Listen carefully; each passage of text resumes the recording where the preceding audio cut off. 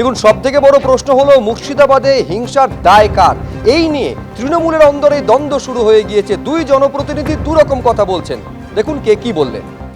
আবু তাহের খান একটা ফালতু লোক।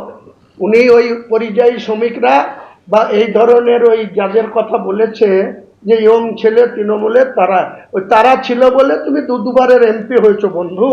তুমি তাদের প্রতি আঙুল তুলছো। তুমি কোথায় ছিলা? তুমি কোথায় থাকো? তুমি একটা এমপি হিসাবে, বর্ডার এলাকার এমপি হিসাবে তোমার কি দায়িত্ব? তুমি উদর ঘাড়ের বোঝা বুদর ঘাড়ে দিয়ে তুমি হাইলাইট হতে চাইছো? তুমি আগামী দিনে এমপি ভোটে দাঁড়ায়ও, তাহলে তোমাকে ওইসব পরিযায়ী শ্রমিকরা ভালো করে আদর করে দেবে, ভালো করে তোমাকে সযত্নে ঘরে ঢুকিয়ে দেবে, নওদার বাড়িতে বসে থাকবে। আমি আমার দায়িত্ব সম্পর্কে সচেতন থাকি, কারোর কাছে পরামর্শ নেওয়ার কোনো প্রয়োজন নেই। বর্ডার এলাকার মানুষ আমাকে ভালোভাবে চেনে, ভালোভাবে জানে। প্রতিনিয়ত সেই সমস্ত অসহায় মানুষের পাশে আমি আছি, আগামী দিনে থাকব।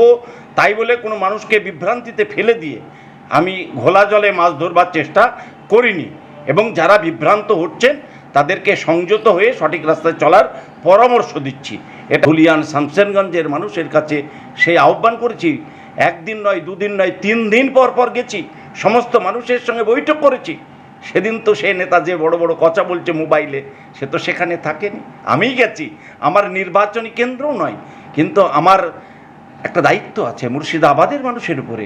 সেই দায়িত্ব সহকারেই আমি তাদের কাছে পৌঁছেছি, হিন্দু ভাইদের কাছে পৌঁছেছি, মুসলিম ভাইদের কাছে পৌঁছেছি। কোনো পরিযায়ী শ্রমিককে কোনো কথা বলিনি, এটা বিভ্রান্ত করছেন মানুষকে। উনি যে কথা বলছেন ফালতু লোক, অমুক তমুক, বাংলার মানুষ জানে একটা মানুষ কিভাবে কটা দল পরিবর্তন করেন। হুমায়ুন কবির কি বলছে তা বলে লাভ নেই। হুমায়ুন কবির তো আমার বিরুদ্ধেই বিজেপির প্রার্থী ছিলেন, সুতরাং তিনি তো সে শিক্ষা পেয়েছেন, দেখেছেন। সুতরাং ওর সম্পর্কে যতটা না বলা যায় ততটাই ভালো। দেখুন না স্যার, পেছনে পেছনে স্যার আপনার সামনেই বলছে ঘরবাড়ি জ্বালানো হয়েছে, একাধিক অভিযোগ আপনার সামনে, আপনাকে পেয়ে বলছে, কি বলবেন অদিত দা? আমি আমার মতো করে যেখানে যা বলার বলবো।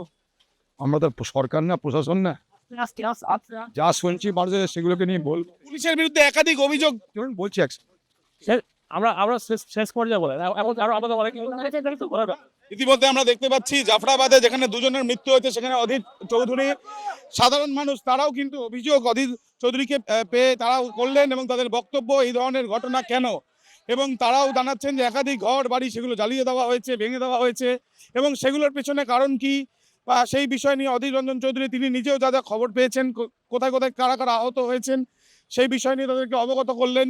এবং সাধারণ মানুষ একদিকে পুলিশি ঘেরাটোপ এবং আরেকদিকে অধীর চৌধুরীকে পেয়ে তারাও তাদের বক্তব্য জানালেন। ক্যামেরায় শ্যামল জানার সাথে আবির দত্ত, এবিপি আনন্দ, শামশেরগঞ্জ।